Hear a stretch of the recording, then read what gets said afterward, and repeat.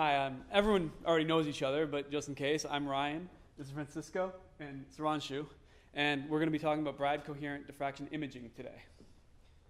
Thank you. So, this is going to be a very easy talk. We don't have any questions. All we want to do now is to give you a refresher on these things. We already have had a talk about this topic. So we just want you to remember to have in your head how the experiment works. Also, and this is like the key message here, the phase problem can be solved if you have the right tools and the right experiment. And we'll show you at the end the results that we got when we did this experiment at Argonne. And then we're going to end with other things, other applications that, for which you can use this technique. The first question is why using this technique? First, you want to image your materials. So if you go to two extremes of the spectrum, you have optical microscopy, in which you can look at large samples, large pieces of material, but you are limited by the resolution. On the other end of the spectrum, you have TEM, for instance, where you can look with atomic resolution, but your sample size is very small. You need very, very thin samples. So what happens with coherent X-ray diffraction is that you can look at somewhere in between. You can actually look at real samples, like material you're actually using, and you can have very good or decent resolution, down to 6 nanometers, but it depends on a lot of factors. And more importantly, using this technique, it's probably the only technique that will give you also information about the strain in your crystals in 3 dimensions. So it's a very powerful tool. And here's how the experiment works. So basically, you need a coherent beam of X-rays.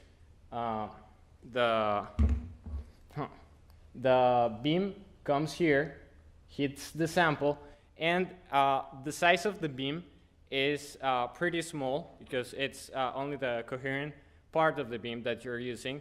And the beam is going to diffract, or it's going to hit crystals that are smaller than the beam. So here you can, for instance, take a battery and look at the battery as it's discharging, for instance. And if the particles in the battery are smaller than the beam, you can actually image them.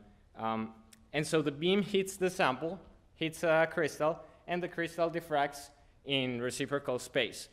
For this experiment, we put the detector in a specific position following a Bragg peak. And the very interesting part of this, is that you can look at a single particle at the time, even if you have a powder there. And the way you get the 3D image is by rotating your sample in real space by only 2 degrees. And this lets you get like a 3D image of the reciprocal space of the particle. You get the 3D Bragg peak in reciprocal space. And the key question, or the question that I always ask about this experiment, how come you can see only one particle? And the thing is that you can have a lot of particles in your sample, but only few of them, ideally just one, but the chances of there being more than one are very low, are going to be aligned in such a way that the reflected beam is going to hit the detector. Because remember, the detector is in a fixed position. As Francisco said, so we need a coherent source for doing coherent diffraction imaging. So why we need a coherent source? So think about if you're doing a simple Young's double slit experiment. So if you have an incoherent beam, what you end up getting is something like this, where you see the peaks very clearly, but you don't see the dips, very sharp contrast. So you end up having a very bad contrast. On the other hand, if you have a coherent beam, you get both the peaks and the dips, both maxima and minima very clearly, which helps you in obtaining a very good contrast. So what do we mean by the coherent beam? So it has two different aspects. So we're talking about in time as well as in space. So if you have a mixture of wavelengths, so here we are showing only two of them, and what will happen is once you have these slits, they will reach these slits at different instants of time. So what you end up having, instead of having a very clear fringe pattern, you get this smearing of this data, which leads to loss of information, and you cannot obtain a very good image. So what we used at the beamline is a monochromator that can limit the number of the wavelength resolution of our beam. The second important aspect is the spatial coherence, where now again the beam could be divergent, so you want that could also end up smearing your data. So what you want is use a collimation slits or a pinhole to reduce this divergence and get good fringe pattern, because that's the critical aspect of obtaining a good reconstructing an image from the fringe pattern using the image reconstruction tools. So that's where the synchrotron source comes into picture, so which allows us to use only a fraction of your beam, like only 1% of your beam, and still able to get a good data set which you can use for image reconstruction. Now Ryan will talk about the image reconstruction analysis. So the theory behind the analysis is actually really interesting. So you need to do what's called oversampling. So in order to see the peaks for a diffraction well, you need to be at least critically sampled. That means you need to be sampling with the Nyquist frequency. This is a frequency in space, meaning that you're getting the resolution to see at least the tip of every peak, so you can see where your Bragg peaks are located. But in order to be able to actually use this technique, you actually need more information than that. So you need to oversample. So you need to be going at twice the Nyquist frequency. So you need to be able to get at least every peak and every trough. So you need these zeros. The zeros are very important in the mathematical iterative method that you use to reconstruct an image from this data. So the actual way the reconstruction works is as was described. We take a scan, you rotate it so you get all these slices through reciprocal space, and you use that to build a 3D reciprocal model of the peaks. And it's very important that you have oversampled well enough that you actually have the resolution to resolve where these peaks are and where the troughs are. These zeros are, as I said, very important to the mathematical modeling. And so when you combine those zeros with some other knowns, you reduce the number of unknowns so that you actually have enough data to do a 3D reconstruction of the particle. And this is actually the 3D reconstruction that we did of a 200 nanometer gold single crystal. And you can see that you actually have this color contrast here that's mapping the strains on the lattice. Now, the scan we did was only in one dimension, so these are only representing strains along one dimension, but by combining scans in multiple directions, you can map out the full three-dimensional strains on the lattice. And the actual way that the iterative algorithm works is you take your 3D scan, and then you combine the knowns that you have from the zeros between the peaks, and also by having your beam be larger than the sample itself, you also have the known that you have zeros on the edges, and that information allows you to cut it down. There's also, you want to use thresholding to get rid of the noise.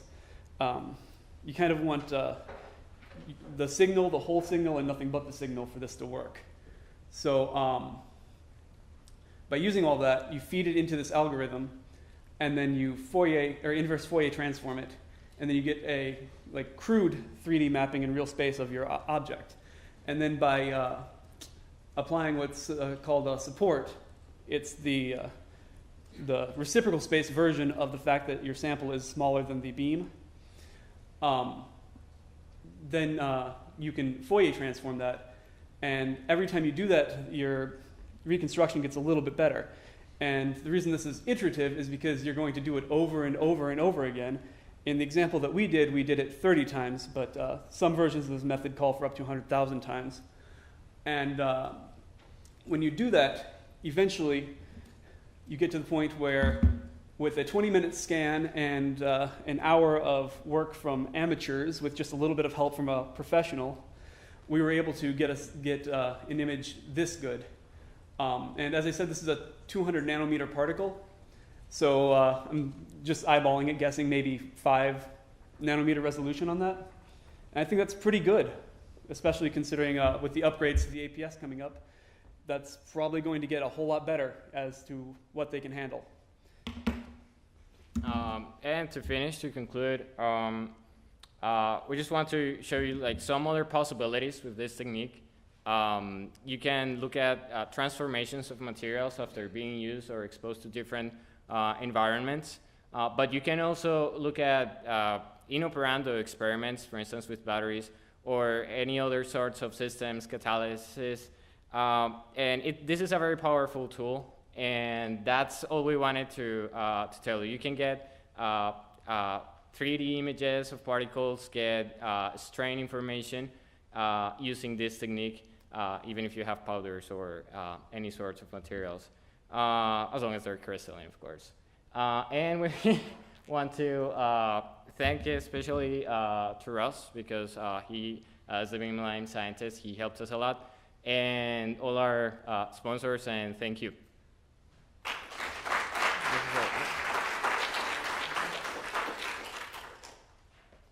Jen? How do you determine the error bars on your shape that you're getting into field space? Okay, that's a great question. So if you look at, let's look at this GIF that we have here. The resolution is dictated by ultimately how many fringes you can get. So you can see this one. You can see that we get I don't know, fringes up to this far. This will give us a certain resolution. If we only had the Bragg peak right here and one fringe, that will say, like, I don't know, the resolution is X value. And the more fringes you can collect, the higher the resolution. Of course, the intensity of the fringes decreases as they are farther apart, so you need a brighter source. So it depends on your flux, and yeah, basically the flux, which is going to determine the number of fringes that you're going to get. And if I can add, the resolution that you get is actually directional dependent. So you can see we're getting fringes pretty far out in one direction here, but not in others. So that means that the 3D reconstruction will have better resolution in one direction than another. And again, you can increase this by taking multiple scans of different directions within the crystal. For example, I believe this scan was in the 111 direction. So you'd want to do at least 3 orthogonal scans to that in order to at least have a basic 3D mapping, and many more if you wanted to have better resolution in multiple directions. Yeah. So if you are using one of the algorithms that sort of feeds back information to like decode, solve, if you have reduced resolution, like significantly reduced resolution in one direction relative to others, would that affect the solution you get in the others?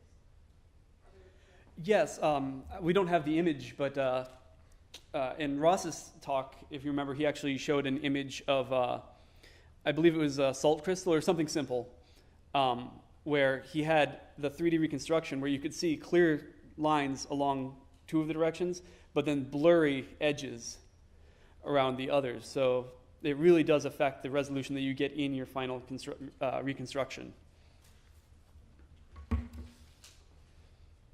What advantages does this method have over doing electron microscopy?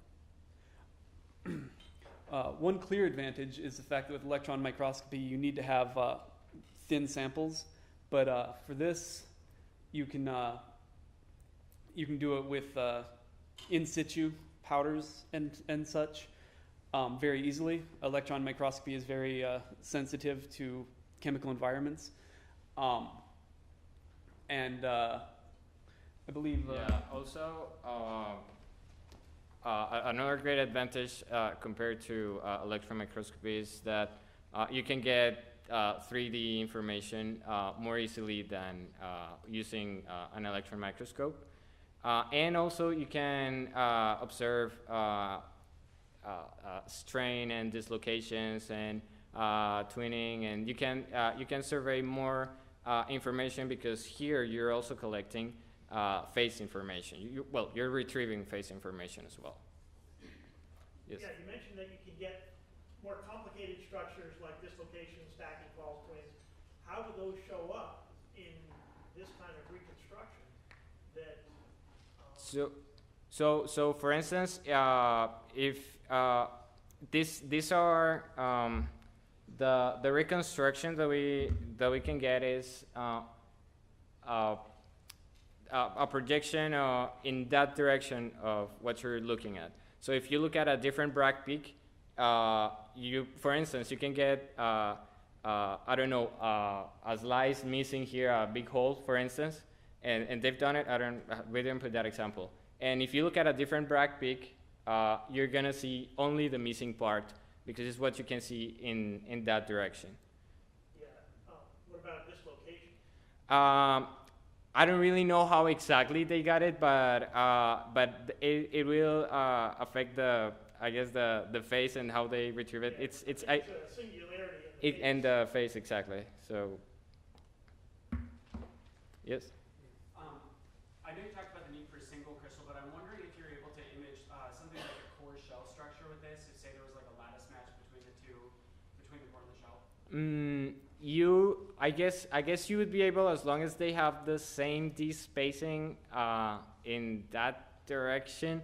But I guess it is possible to get image of one, like let's say the core, that you get the Bragg peak in one position, and then the shell that's giving you a Bragg peak in a different position.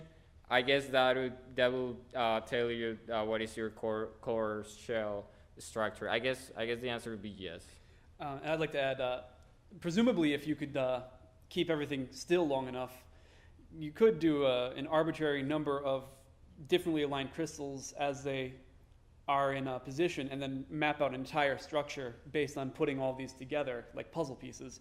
That would be possible based on how you can take a see if there would be a missing slice from this, and then you can see the slice by looking in a slightly different direction. So you should be able to map more complicated structures like that if you really wanted to. Yes. Do you get atomic scale resolution using this technique? Can you map out the position of atoms? No. So this technique will not give you any structural information, because you're looking at only one Bragg peak. I guess you could get that type of information if you had detectors like everywhere, but that would be very challenging. And right now, I believe the best resolution that they've achieved is 2 nanometers for one sample. And if you look at the scan that they took for that, the peaks extend incredibly far out. Like here, these are like maybe 5 fringes at most. We're talking like 50 fringes.